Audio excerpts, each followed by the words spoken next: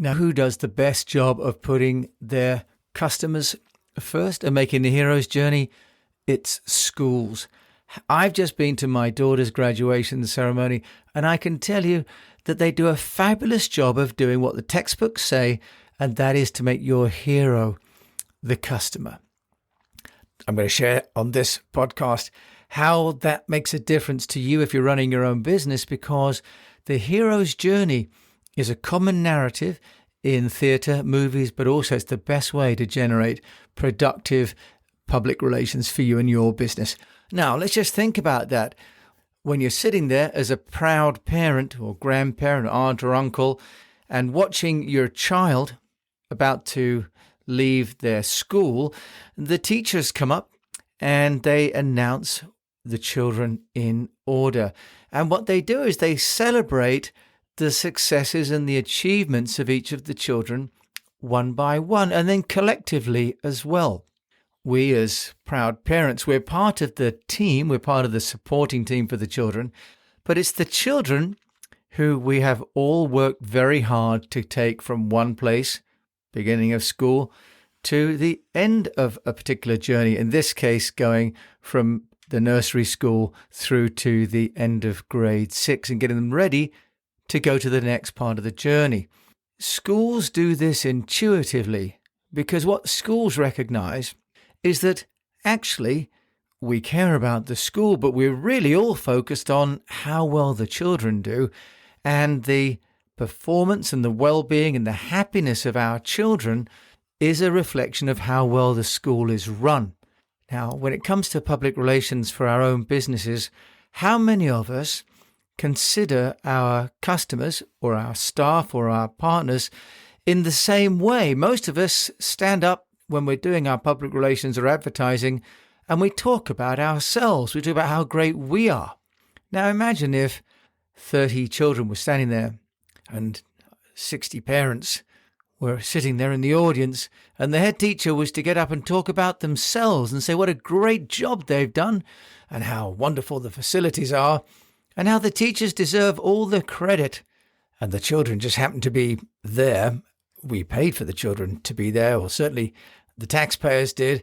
And you know what? The children were really the customers, but we really were the heroes of the story. And that's often really what's happening in conventional approach to public relations. Most of us are telling our story. We're talking about how we set up the school, how we decorated the classrooms, how we bought the infrastructure, how we hired the teachers and how we trained the teachers and made them the best teachers in the industry, how we developed the best innovations and methodologies so that our customers could be unmentioned. Most of us have a few case studies, and I'm guilty of this as well, really talking about ourselves and how well we've done for the clients, not how well the clients have done as a result of being our clients. Now, to take it further, at the school ceremony, the children are each celebrated. They win awards. They get somebody, a teacher, to read out on their behalf something about them. The teachers will say, this child has successfully completed the curriculum. Maybe they won a prize for sport or art or science. The teacher will give a short rendition for that child. But then later on, the children will often do their own either individual stories about, in this case, yesterday, children talking about their early memories, their best memories from nursery, their best memories from each year. And each child played a part on stage at several different times during the event. They were giving gifts to the teachers that were leaving. They sang a song about the values that they'd learnt by being at the school. They gave each other hugs as they realized they were going to be leaving together. What the school does is it fosters a culture of collaboration and cooperation and companionship amongst its customers. It gets the students to all feel like they're part of the community, but as parents, we're invited to learn more about the school. We're invited for drinks. We're invited to talk to the teachers. We're invited to wander around and see what work has been done by the children in the classrooms. How many of us do that with our own companies? How many of us invite our own customers into our facilities to explain what we do over and beyond just delivering the product to the customer. Now, of course, the school is slightly exceptional. It's a training facility, but the concept is the same. And when I've interviewed people like Park Howell, who has the Business of Story podcast and his book, Brand Bewitchery, he talks about the hero's journey and about how companies need to put their customers center stage. And I've always struggled with that a little bit, to be honest, because you think, how do I do that? And yesterday, watching the school put the children literally center stage until the storm clouds rained us all indoors, the schools do this very well indeed. So it reminded me then of the theory between what actors and actresses do in movies and what we can do in our own businesses. Now, the hero's journey, or what is sometimes called as the monomyth, was written about by a chap called Joseph Campbell in his book, The Hero with a Thousand Faces. And basically, the idea is that there are very few stories in the world. And Campbell originally identified 17 different stages that a hero goes through. And they evaluated great plays like The Wizard of Oz, for example. And it's been simplified a little bit. And I'd just like to tell you what those are. So a chap called Christian Vogler wrote The Writer's Journey, the mythic structure for writers. And I just wanted to share with you these stages because these are each stages that we can help our customers overcome as businesses, but they're also potential case studies, press releases, interviews that we could be having with our customers about their experience with our own business. In other words, these are really content opportunities. If I can just read these to you. First of all, we have the customer in stasis. So the child, for example, is at home. And then there's a call to adventure. That child, that 4, 5 or 6-year-old, depending on where you're living, gets called to adventure. They get taken to nursery school. Those of us that will remember the refusal of the call as my daughters clung to my legs and said, "Daddy, don't leave me at the school." The child hates going to school at the beginning. And then they meet the mentor, they meet the teachers or the teaching assistants, and then they cross the threshold, what in this book writer's theory is the special world. They enter the special world of school. It could be the special world of your business. They cross that threshold, and then they have tests. They start to learn things. They have allies. They have teachers' assistants. They have other children. Then they have their enemies, those that they don't get on with. And then they start to approach the inmost cave. They start to learn things and start to experience school in ways that are sometimes challenging, sometimes thrilling, sometimes scary.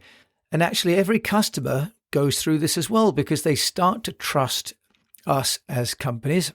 And at some stage, they have to say, "I pay you to do this next piece of work for me, and I'm no longer going to do it myself." That is, of course, what they're paying us for. So they approach the inmost cave of our business. And then they have, as children, the ordeal in the abyss. Now, in some cases, this is where the relationship isn't going so well with the client. So how can we communicate with them about that? The anxiety of delays or product spec not being quite right. And then there is an apotheosis. There is a change. As the client starts to change and move and grow with us, we start to then have to change. And both the client and the company have to elevate, that they start to work together. And the customer, if we're doing it right, starts to learn and to trust us as providers of a service, just in the same way that these children have had to go from being at home to becoming independent. And then the boon, the next stage, the children start to become self-learners. They start to feed, play, study, make decisions for themselves. In the same way that if we do it right, our clients or customers are working with the goods and services that we've provided with our education. Maybe it's a manual, maybe it's a video, whatever it is, they're starting to get the benefits of working with us. Now, the refusal of the return, there's a moment when the customer is going to have to leave the way that they worked before and work in a new way with what we're providing them with. Sometimes it's a substitute, but by and large, they're buying something from us to do something differently, to be somewhere different, to be a different person or a different company as a result. There comes a moment when they have to embrace the change or decide to go back. Now, in the hero's journey, the hero refuses to go back. Sometimes they can't go back.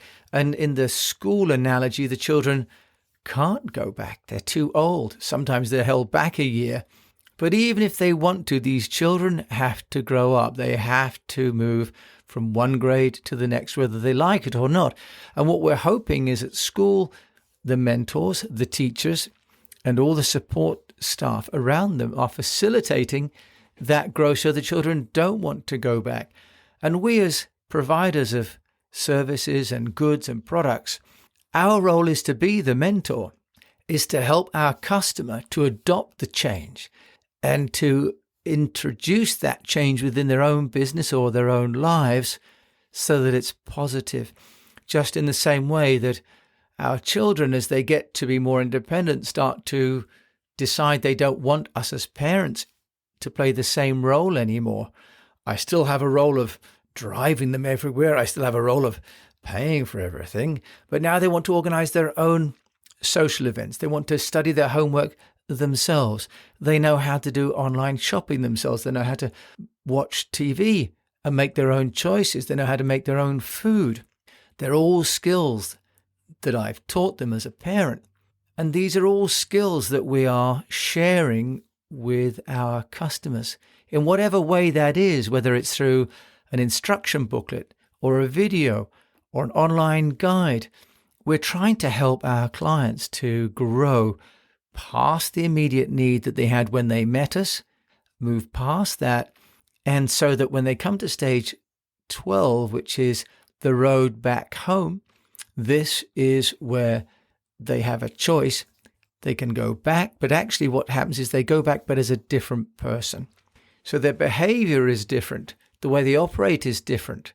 And when they then start to behave and interact in their old world, but with their new skills, or in the case of these children, in the new world, in the next school, they have the qualities as individuals or that you had as a company when they started this journey, but now enhanced with this new level of skills or this new product or new service. So they become the master of two worlds. In other words, they're the master of the world they came from, but also the world they're going to. And when we have customers that feel as though we've given them mastery over the good or service that we've sold them, then they become evangelists for us. And this is really what we see when we look at people that are, for example, Tesla drivers or Apple owners, because the training and the facility, but also the community surrounding these kind of products is so great that people want to share because they feel so confident in their own knowledge and experience of using it. So the return with special knowledge actually is stage 14 in this hero's journey. It says that they return with a special knowledge. And actually, for me, this is where people become ambassadors. Now, this is where, in the case of, for example, the children who have left the early school and gone to the senior school, they then tell other people, other children, and are in fact used by the big school when visitors come to the school to explain what they learned in the junior school. As companies, we don't really do that. We do testimonials sometimes. But how often can we get our existing customers to help guide our new ones? Certainly in the case of Tesla or of Apple, that's very much the case. And it's something we can aspire to. Now, these stages don't necessarily all happen in order, but the idea is that as a business, we can help our clients to pass through each of these stages, just in the way that the school has done that. But again, the role of the company is to be like the head teacher on stage, to coordinate, to facilitate, have the infrastructure, bring in the teachers, bring in the infrastructure, the learning curriculum, but not to put themselves center stage. Now, that's important because as a business, when it comes to publicity, people want to read about other people like them or other companies like them that are going to be on the same journey. So if we can start to find existing customers that are at these various stages and share how they are learning and growing, then we're creating great content for those potential customers that might want to read or watch or listen for a solution to the problem that they're facing. So the hero's journey, yes, it's for all those 11-year-olds that are going to leave junior school and move to senior school, and all those 18-year-olds that are going to be leaving secondary school for university, and all those people leaving one job to go to another, and all those companies that are going from one kind of service or installation to a new one. If we see our customers as the center of the story and we map out the journey for them, then we can create the right content for them at the right times and help them on their journey. And by doing that, they will, of course, help us in our journey of building our companies too. Thank you so much for listening to this episode. Hope you found it useful. Do please reach out to me, jim@eastwestpr.com. If there's anything I can do to help you, and come to eastwestpr.com and subscribe to our weekly newsletter, chock full of great tips and tools, and free advice on how to get yourself noticed. Thank you so much for listening to this episode of The Unnoticed Show. My name's Jim James.